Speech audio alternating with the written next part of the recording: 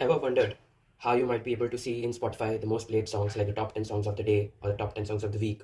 Or let's say there is a game event happening and you're able to see the gaming leaderboard updating rapidly across the globe, or even something like in your Amazon on a Black Friday sale, or you're able to see how many top 20 searches for the last 1 hour.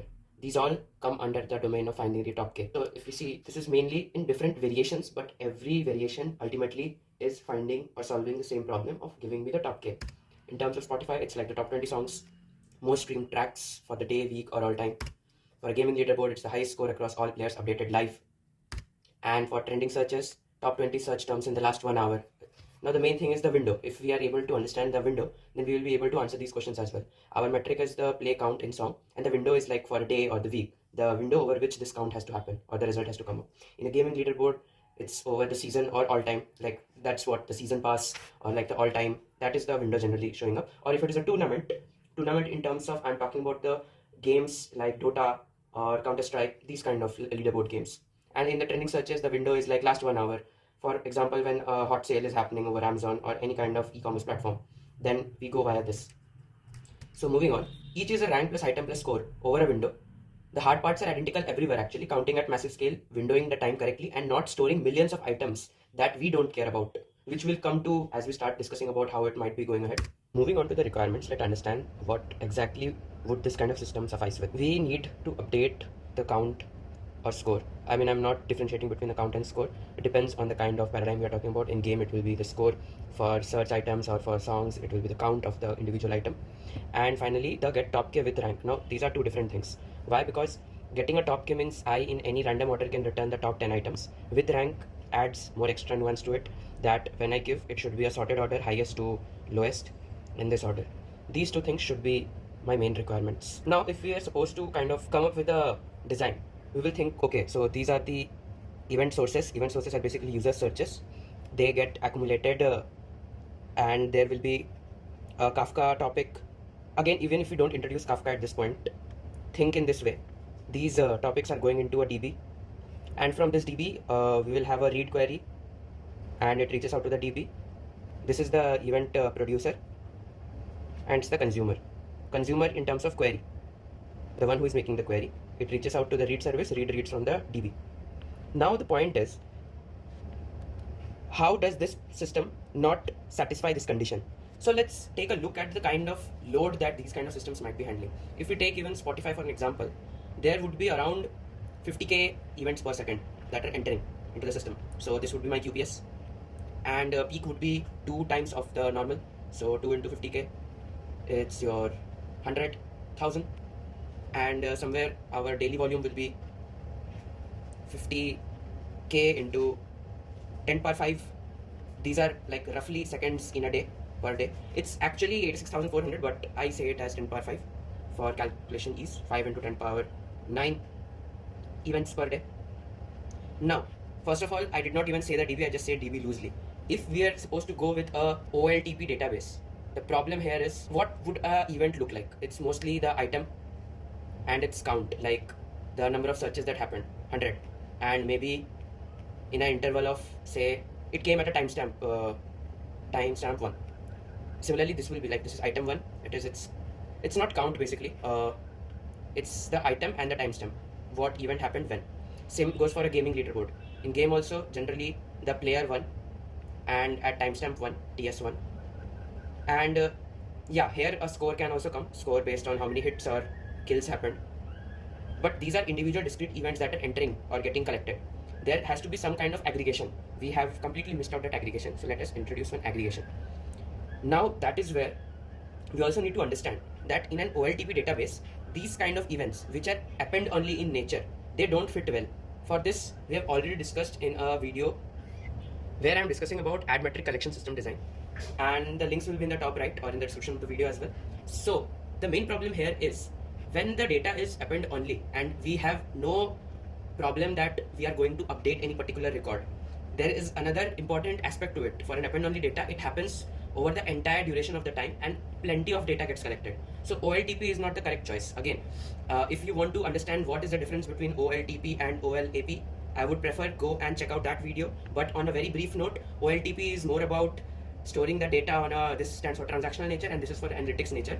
We will be choosing an OLAP database. So the power of OLAP database is its column storage, and here it's row storage. Means, for example, when I'm making an entry and then doing a scan, let's say in a Postgres, then each and every row, all the columns are read. But in case of OLAP, the only columns that I specify, for example, I specify the count column, I only pick up all the related data from a count column. That means if there are multiple data for, let's say, 10 billion rows, I don't even pick up these when I am doing the entire scan. I am only concerned about these particular columns. And as well as because I am able to store all the data in one particular file, there is a data nearness coming into picture and repetition of data, for which I can run compression algorithms and store it very effectively. So I will again repeat that. Please go and check out the ad metric collection system design video. Links are in the description as well as in the card. Having said that, let's again draw. So this is my event source. Then it passes and reaches out to my service, aggregator service.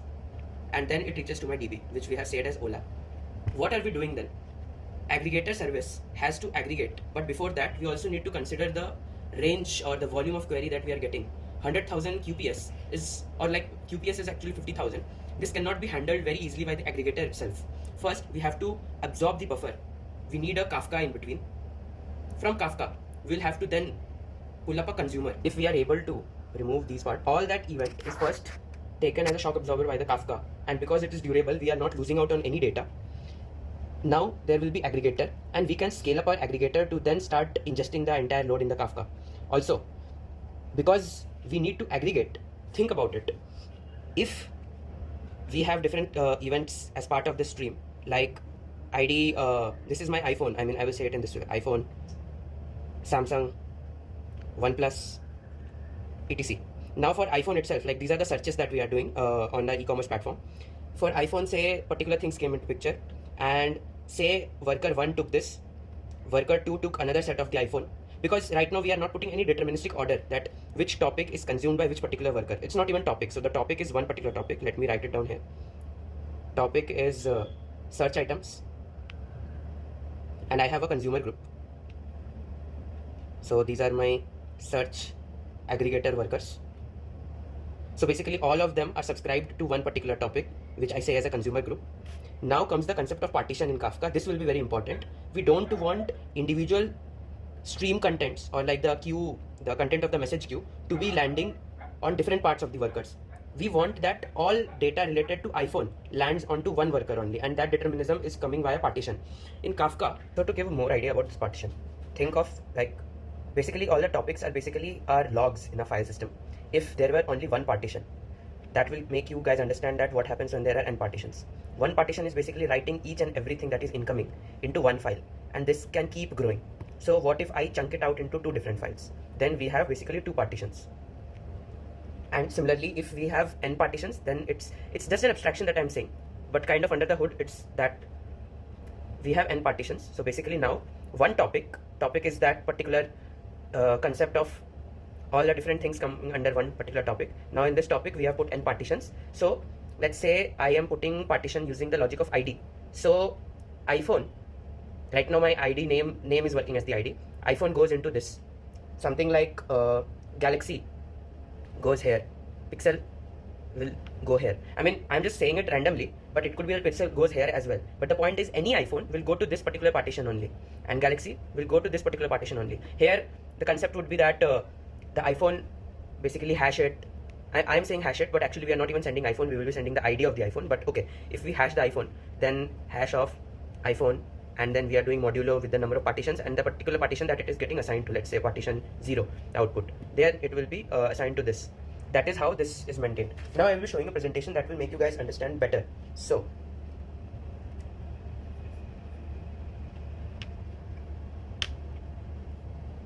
what we are seeing right now is, let's say a topic is split into partitions and there are 100,000 events per second. This won't fit into one log. So Kafka topic is split into n independent ordered logs. So let's say here we are saying it as 3 different partitions, and the key decides which one each event lands in. So that is what I said, hash of key modulo n. Now in this case, we start with, let's say, iPhone, and iPhone is assigned to partition 1. So next thing in event is our Galaxy. So this hash gets assigned to partition P2. Again another iPhone is coming, so the basic event related to iPhone, and this is now again being assigned to partition 1. And also we have Pixel, that is getting assigned to partition 0. So with same key and same partition always, every iPhone event lands on P1, that we have seen. So one consumer of P1 sees all of iPhone's event. This localization will come handy. I'll discuss about it in the coming slides. Now also, we have to keep in mind that one partition is equivalent to one consumer in a group. A consumer group is a team that splits the work. The rule that governs scaling. We will see what scaling is in the next animation. So let's say we have 3 partitions and 1 consumer, and this is consumer X. One consumer here is 1 worker node. So all these partitions are being consumed by 1 worker node only. There is no parallelism in action. What if we are able to give 3 different workers here? So we have 3 different nodes, like 3 different working nodes, consumer X, consumer Y, and Z, all getting assigned different partitions. So this also we can take care of, like which consumer gets assigned to which partition, again same based on the modular logic. This is where true scaling comes into picture. Sometimes there will be discussions when we are talking about partition and scaling. So this is where the scaling truly comes into picture. If we don't have any partition in the Kafka itself, then even if we add multiple consumers, so this is the case, when we have 3 partitions but 4 consumers, then 1 consumer will just sit idle. That's exactly what's happening if we're supposed to have only 1 partition and 2 consumers. The second consumer will not get anything. It's the number of partitions acting as the bottleneck for the scaling factor. Now that we have made you guys understand this, next part would be, what about the offset? We know that offset is completely mapped to 1 consumer group. In a consumer group, there will be multiple consumers. They are tracking different segments of the offset. So that is what is happening here. We have partition 0 and partition 1. Now consumer X is at offset 0, consumer Y is at offset 0. Each is reading in its own format. So here partition 0's offset is getting tracked by consumer X. And at one point it has done a seek and went into another offset, like offset 2, because it's an incremental fashion. And consumer Y is still processing its own offset. And later it will jump to its offset, and it has like because it is able to consume fast, whatever is the reason. Then what we can understand also is that each of these consumers are independently able to work. But mind you, all of them are part of 1 consumer group only, and they all are subscribed to this particular topic. Here the partition and workers are necessary for the next part of the discussion that we'll be doing. We have this Kafka, and now as we said, we have different partitions. Let's say in this case we only have 3 partitions, and the way these got distributed, so because we are doing true parallelism, we have assigned 3 workers part of the same consumer group. Let's say iPhone is getting mapped to this partition 1, Galaxy to partition 2, and Pixel to partition 3. Let's also say that some other item also comes over here. Say iPhone, this iPhone is iPhone 16, this iPhone is iPhone 17. Now, truly speaking, these are different items. So let's assume due to some reason all the iPhones are coming up over here. But still, what I want to draw your attention to is that in this worker, we have different items. If you think about it, we can aggregate all of this, the overall item count that we have received so far. And let me draw a table and just say that I have received my iPhone count as 2, and let's say another phone count came here as 1, like not only phone, any search item. Same goes for here. My Galaxy count is 2, and some other item count is 1, and here also Pixel count is 2, and another item count C is 1. Just to make a bit of difference, here I will write it as 3, and here I will write as 4. So to keep things different. Now think about it. I am able to aggregate. That also gives me another feature or power. From his worker itself, I can say that, hey, what are my top K? Similarly for this worker also I can say what are my top K. And for this also we can say our top K. Now you must be wondering that how will we answer our top K from this item? So this is where our famous LeetCode question problem comes, that given an array of counts of different item values, give me max or min, whatever it is, max 10 item with respect to count. And the way to solve it is we use a min heap of size k. Now, why do we use a min heap? Because every time we are saying that whichever is the minimum element out of the so found group, let's say we have entered 5 items here and my k size is 5, the 6th item which is supposed to come, we say that whatever is at the minimum end of it, we remove it, which makes sure that after every iteration we have the maximum element, and even at the end of the day, whatever 5 items you have collected, they are the max elements, because every time we are rejecting the minimum of the lot. I'll give a visual presentation to it. So here we have a min heap of size k, and our k is 4, as you can see, and these are incoming counts starting from 50 and ending at 70. Like these are the different counts you guys can see. Now what we will be doing, we are choosing a min heap. So as per the heapify algorithm, our minimum or the most minimum of the entire data in these 4 nodes will be located at the topmost root. So let's say the first 4 items get filled, and I'm not going into the heapify algorithm of how the tree is constructed. Let's say the first 4 is 50, 30, 80 and 20. So obviously we will be seeing 20 at the top node, which we see here. Now don't worry on the arrangement over here, because this is how the tree has been structurally built. First 50 came, then 80 came, then a heapify ran. All those things are fine. Now our next candidate will be 95. 95 is greater than 20, as we saw earlier. So the 20 will get popped out and 95 gets reintroduced. A full heapify will work. And think about it. The least element in the entire set is 30, which will be bubbled up at the top. Now similarly, we go to the next element, which is 10. 10 is less than 30, not greater than 30. So we don't even have to evict so far. So 10 is less than 30, it's rejected, smaller than the gate, so it's not part of the top k. Now what about 70? 70 is obviously greater than 30, and we will introduce 70 over here, and 50 will get bubbled up. So again, we can see here 70 introduced, 50 got bubbled up, and at the end of the day, now when we say what are our top 4 elements, we have the entire output, which is 95, 80, 70, and 50. Obviously, it is not in a sorted fashion, but then in the lead code, when we are solving this, what we'll have to do is start popping out element one by one, and we will get an inverted order 50, 70, 80, and 95. Then we can again reverse it, so then we get the decreasing order of our top 4 elements. Once each of these items have given their top k, so what we will have here is I have my top 4 or top k from here, from worker 1, top k from worker 2, and top k from worker 3. All of these. Then we come into another question that is very famous in lead code, that merge your k, or in this case n, sorted lists to form a new sorted array. Exactly this is what is happening. Each of these top k are sorted in nature. We have to merge them to really form the true global, and this true global will have our top k in a sorted order. Obviously for this we don't have to really give any visual, I suppose, like this is a very easy question. Here what we do, I mean this entire video is not about lead code solving, it's rather about system design, but just giving a brief. Because each of them are sorted, we take the first element out of them, we do a comparison, whichever is the least or whichever is the highest. In this case we need the greatest element, so we take the greatest element and we put it into our array. Then whichever, because it would be a linked list itself tells that which is the next node. So let's say this item came, so the next element of this will be here. So we will compare this item, and this item. Again, whoever wins the vote or whoever wins this, that element gets inserted next, and from that list the new item is compared. So we keep comparing, and then one get exhausted, then the other lists are filled in similar fashion, and the remaining whichever is all get appended at the end. That is how we form the sorted. Coming back to from where we started, so now that we see Kafka, and then it is being worked by different scaled up workers because of the partitioning picture, and all of them accumulate. Now after accumulation we get something like, we have our iPhone with topping at 100, then we have Galaxy at 80, Pixel at 70, and so on. Obviously accumulation step, this is not a step, this is the worker which dedicated task is to do accumulation. But having said that, we have to now push the data. Where do we push it? Obviously there was an OLAP candidate. We also have something called Redis. So if we take a Redis, in that also we can store the same thing, and that we can do using zset. So this is just a way of storing ordered items into your hash set. By default we will be getting everything in a sorted format. By sorted we will have to do a query called z. In this case z rev range. Why? Because we want to do a reverse range, because a normal range query will give you increasing order. We will do a decreasing order query, and we will have to then give a score like 0 to 19, that means you're 20, and we will use the postfix of with score.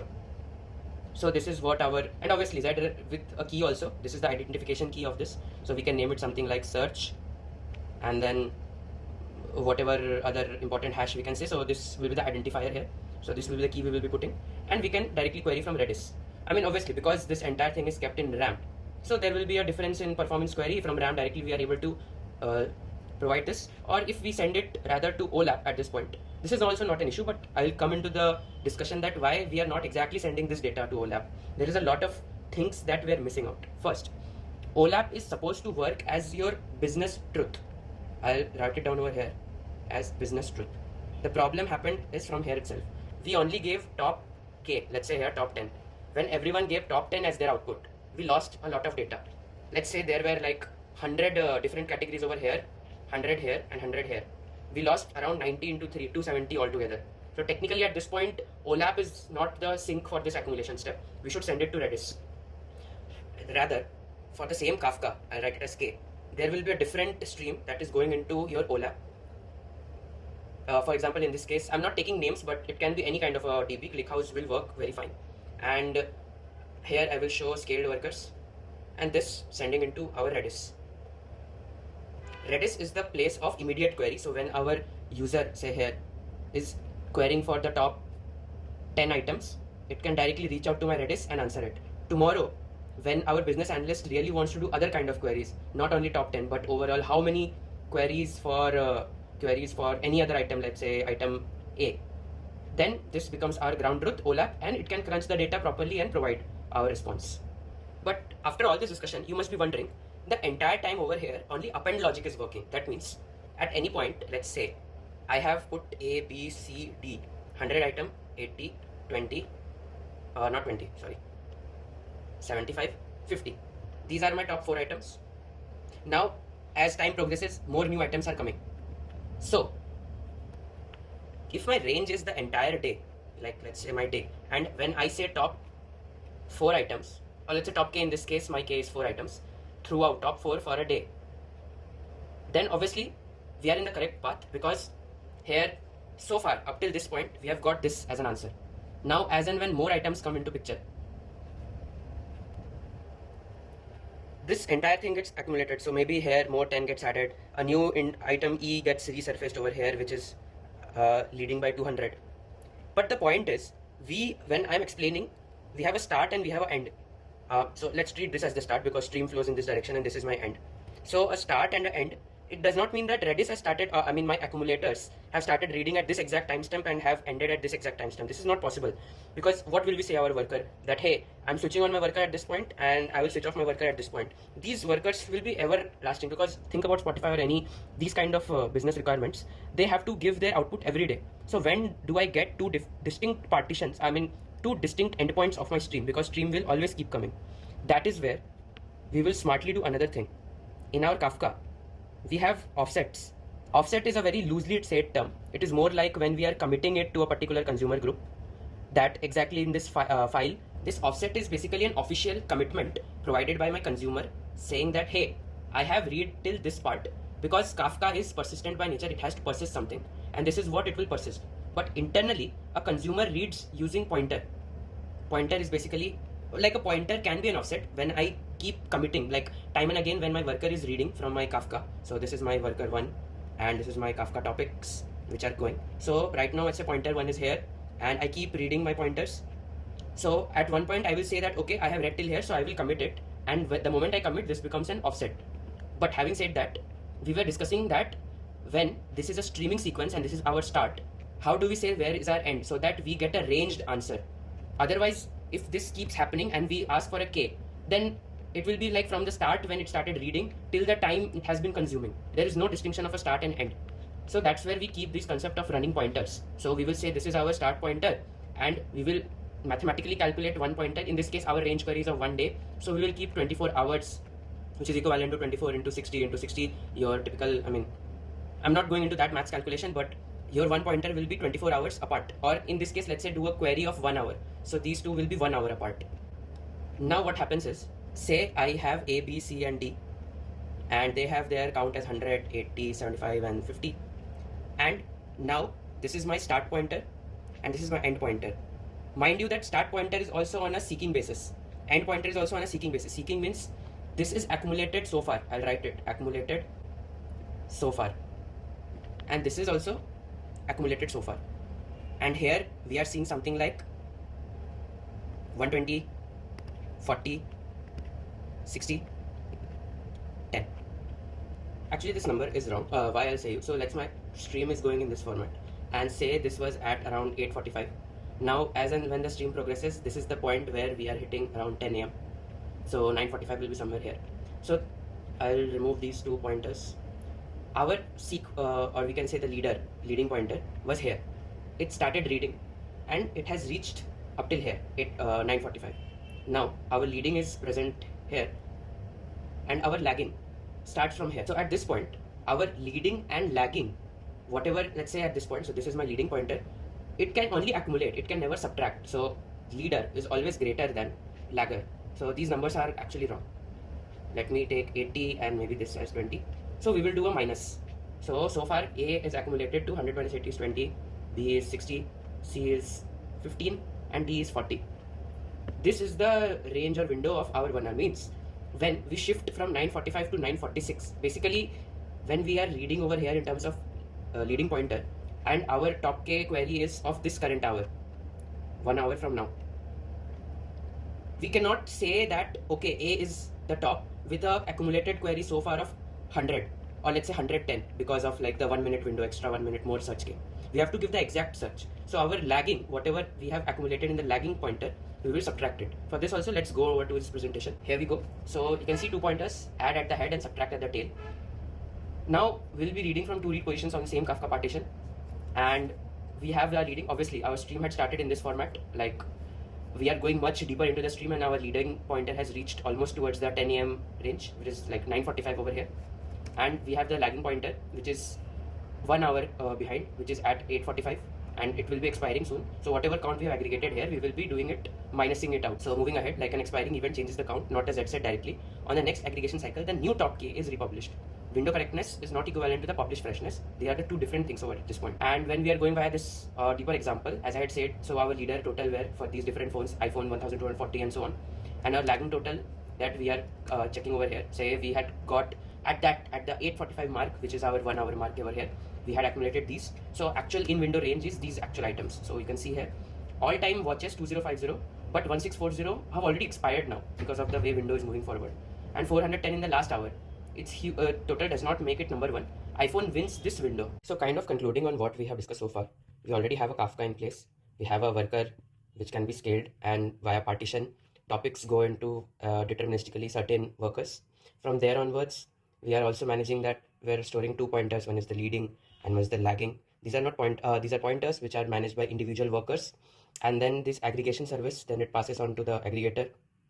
It dumps it over here. And then finally we have a Redis where we will be passing it on. Parallelly, we also have an OLAP database. There's another consumer for it. And this is what we are doing.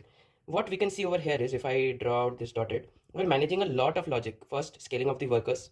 Then each worker doing the primary task of finding top K internally, also accumulating.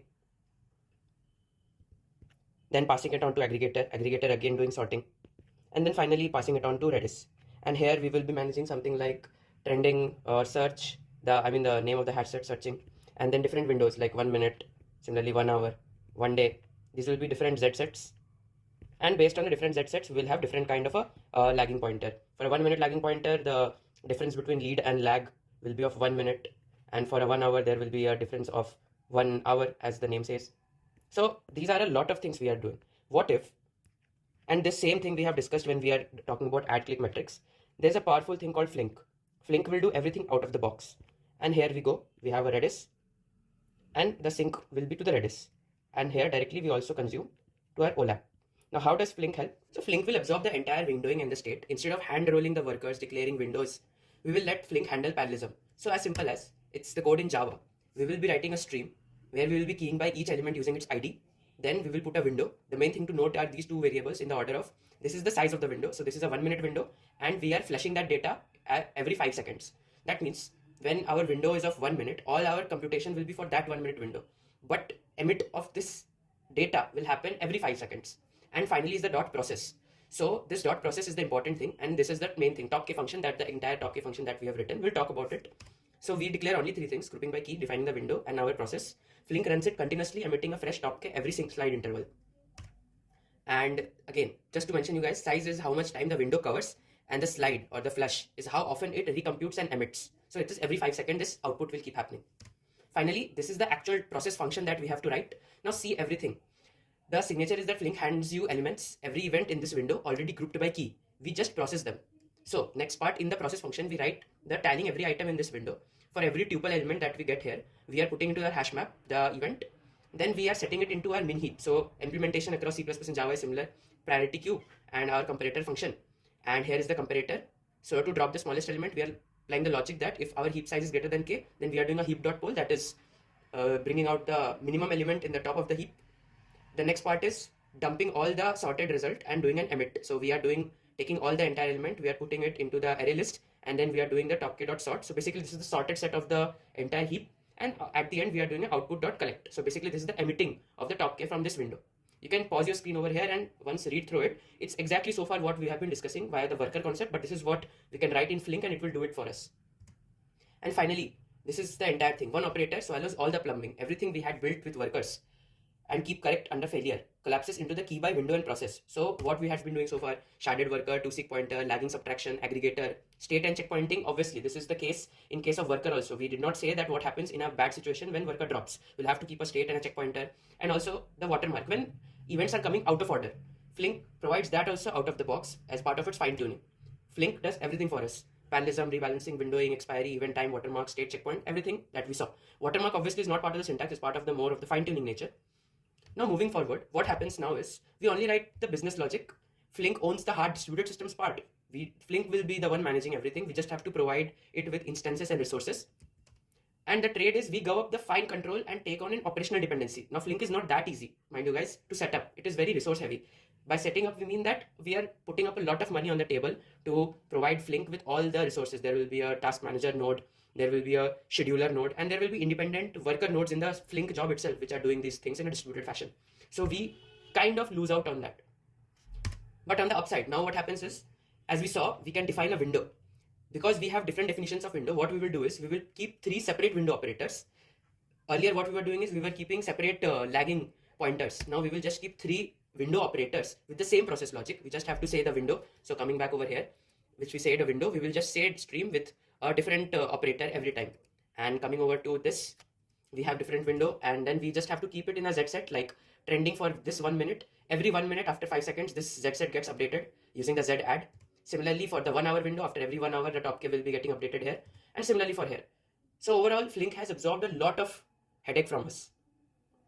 And Flink's out.collect top K feeds the Redis sync that does the Z add into the matching key. The dashboard then serves each board with a plain, like we have already discussed, Z rev range with the key ID and the, so here top 20, 0 to 19, that will be given out, and the reverse range, that is from decreasing order. So one operator is one fixed window. We have to beforehand, while designing this Flink or any system, we have to think that what all windows we have to accommodate, and accordingly we provide it. So these 3 all are, you get, there is no ad hoc like last 37 minutes. Obviously for that we have the OLAP, where we are passing on so that other kind of ad hoc queries will be done from here. Actually, this is the point where our entire discussion can end very nicely, but this is something that people don't discuss in general. We have Redis, which is powerful enough itself. What if we use Redis to our rescue? This is like a type 3. So far we have discussed 2 formats. One is using the worker. This I will say is type 1 or like solution 1. This is type 2 or solution 2. And this completely is a different type 3. This is actually pretty interesting. This will happen on a small scale. This is when we don't have a very high QPS. We have a low QPS and we can manage a lot of things. Redis itself will be able to help us in a lot of things. So for now, what we were doing is we were keeping a worker and each worker was accumulating rather than accumulating and then doing a top K. Rather, let's remove the top K entirely. Kafka is present. From this, the worker has accumulated and it will start dumping into Redis itself. Redis does the entire heavy lifting for us. We'll see how. And mind you, this is again for doing a range query, like our top K is over like a 1 minute window, 1 hour window, 1 day window. These ranges can vary. So we will go by the concept of buckets. So a very small example is, let's say we have small buckets of 1 second.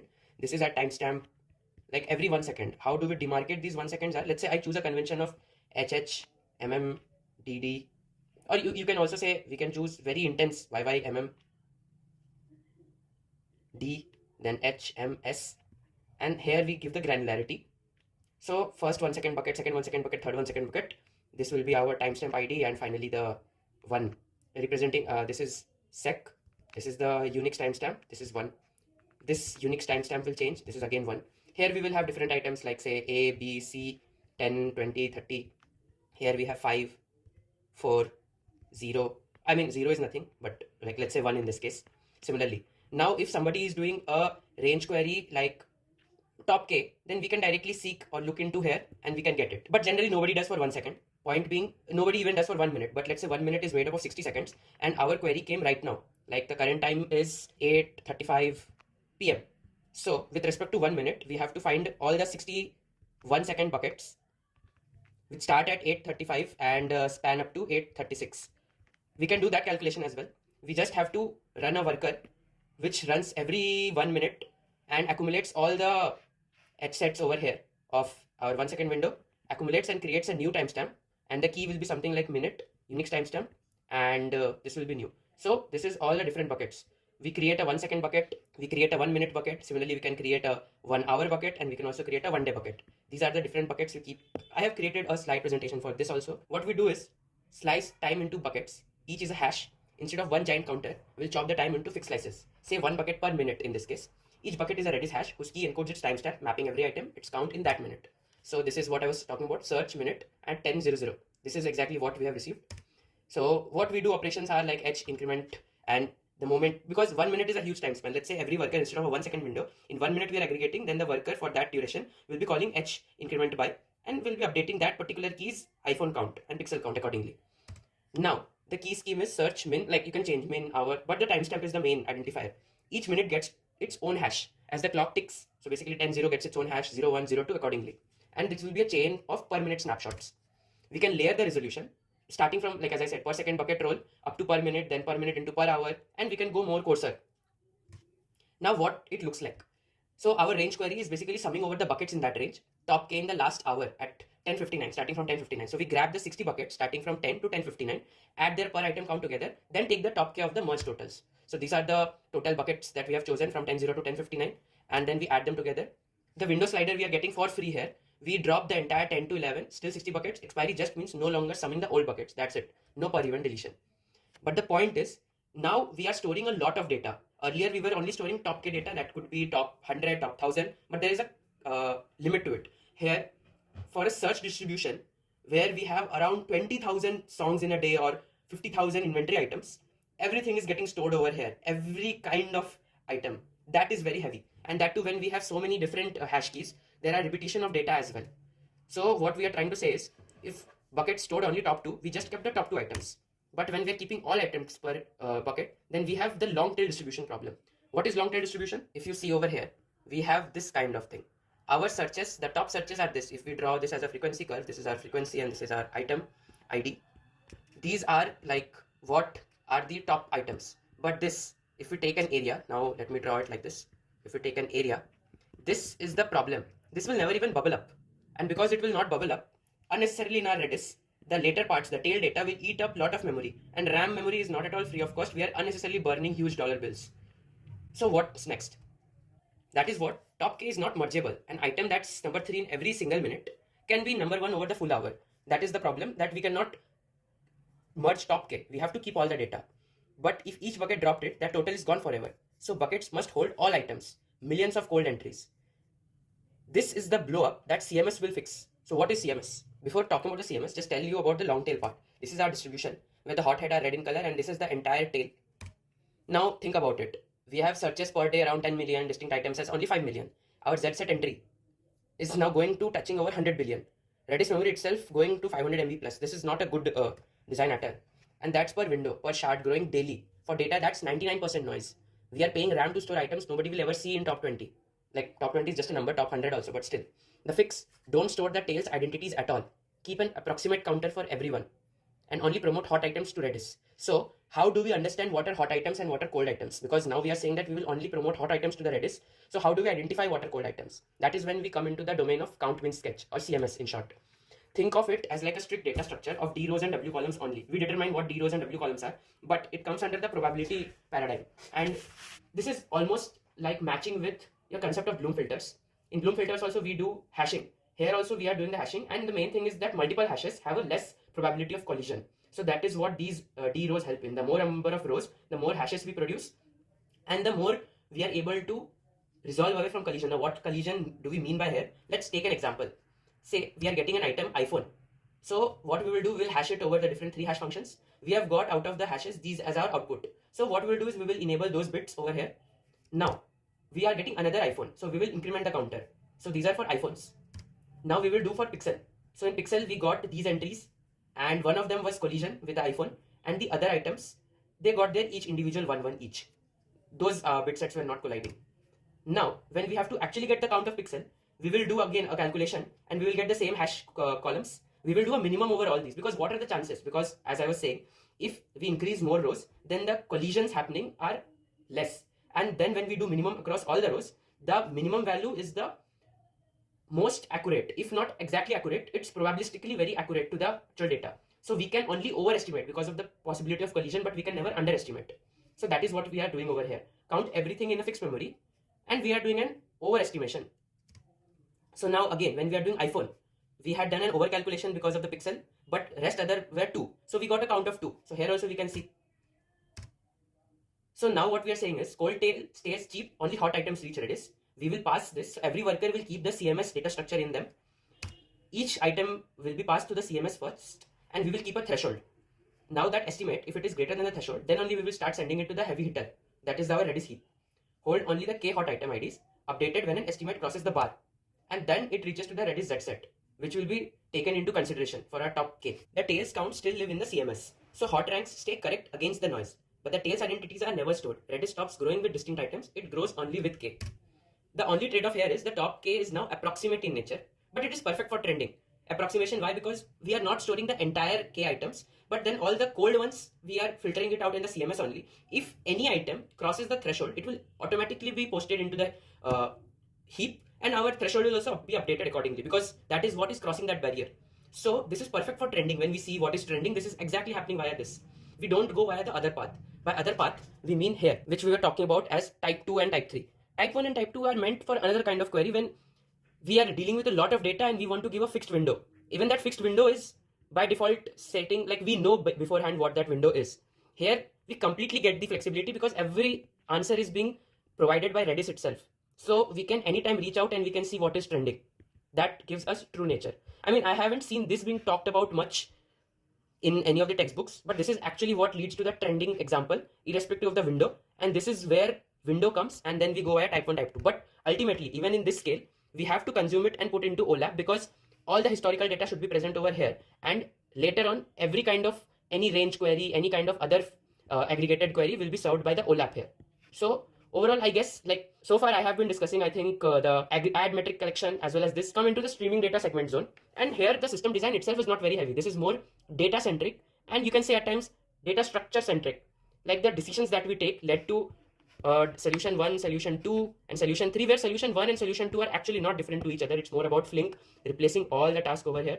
And solution 3 is quite a bit new, where we have introduced the concept of CMS, and all the work is actually being done by Redis by the concept of bucketing. So, having said all of this, I hope you guys liked and understood this video. If there are any doubts or so, please feel free to post comments on the video. And also, if you really like my effort in this kind of way I have taught using slides, then do like the channel and do like this video and subscribe so that you guys are notified whenever the next video lands. Alright then, have a good day.